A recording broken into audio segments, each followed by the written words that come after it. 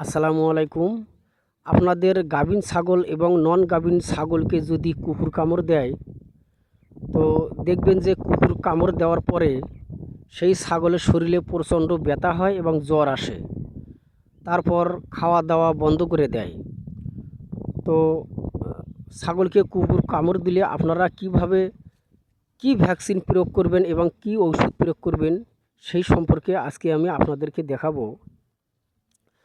তো আপনাদের ছাগলকে যদি কুকুর কামড় দেয়, তাহলে প্রথম অবস্থায় আপনারা সেই কামড়ের স্থানে সার্ফ এক্সেল অথবা বাংলা বল সাবান আছে, সেই বল সাবান এবং সার্ফ এক্সেল দিয়ে সেই স্থানটি ভালোভাবে পরিষ্কার করে দিবেন। পরিষ্কার করে দেওয়ার পরে আপনারা যদি ভায়োডিন দিয়ে পরিষ্কার করে দিতে পারেন তাহলে আরও ভালো। তো তারপরে আপনারা ব্যথার ট্যাবলেট, যদি গর্ভবতী হয়, আমি গর্ভবতী এবং নন গর্ভবতী দুইটেরই যেন আপনারা চিকিৎসা করতে পারেন সেই ওষুধের কথা আমি বলতেছি। আপনারা ব্যথা এবং জ্বরের কাজ করে আপনারা টলফেনামিক গ্রুপের ইঞ্জেকশন প্রয়োগ করবেন।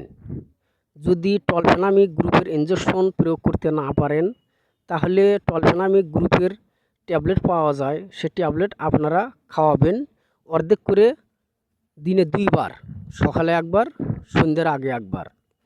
যদি টলফেনামিক গ্রুপের ওষুধ না পান, তাহলে আপনারা কার্পোরোফেন গ্রুপের ট্যাবলেট খাওয়াবেন অথবা ইঞ্জেকশন।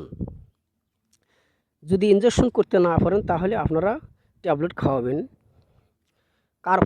কার্পোরোফেন গ্রুপের ট্যাবলেটের নাম আমি দুটো একটা নামের কথা বলবো। ডলোরিল অথবা PK5 এই ট্যাবলেট খাওয়াবেন অর্ধেক করে, দিনে 2 বার। 2 বার খাওয়ালেই চলবে, তারপরেই দেখবেন যে ঠিক হয়ে যাবে। তারপরে আপনারা এই ভ্যাকসিন প্রয়োগ করবেন। ভ্যাকসিন কিন্তু 100% আপনার ছাগলকে প্রয়োগ করতে হবে। এই ভ্যাকসিনটি আমি ভালোভাবে একটু দেখাই, হয়তো দেখা যাচ্ছে না।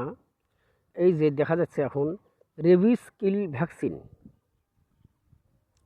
রেবিস কিল ভ্যাকসিন, এটা হলো রেবিস কিল ভ্যাকসিন। আমি রোদের ভেতরে আমি ভিডিওটি করতেছি, এই কারণে দেখা যাচ্ছে না। আমি নাম বলতেছি আপনাদেরকে, নামটা আপনারা ভালোভাবে লিখে রাখেন। রেবিস কিল ভ্যাকসিন।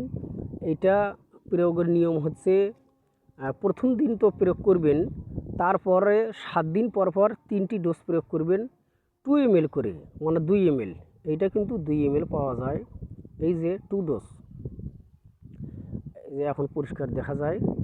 আপনারা প্রথম দিন করার পরে 7 দিন পর পর 3টি ডোজ প্রয়োগ করবেন, তাহলে ইনশাআল্লাহ দেখবেন আপনাদের ছাগল পাগল হয়ে মারা যাবে না।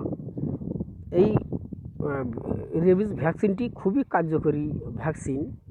আমি এই ভ্যাকসিনটি প্রায়ই প্রয়োগ করে থাকি।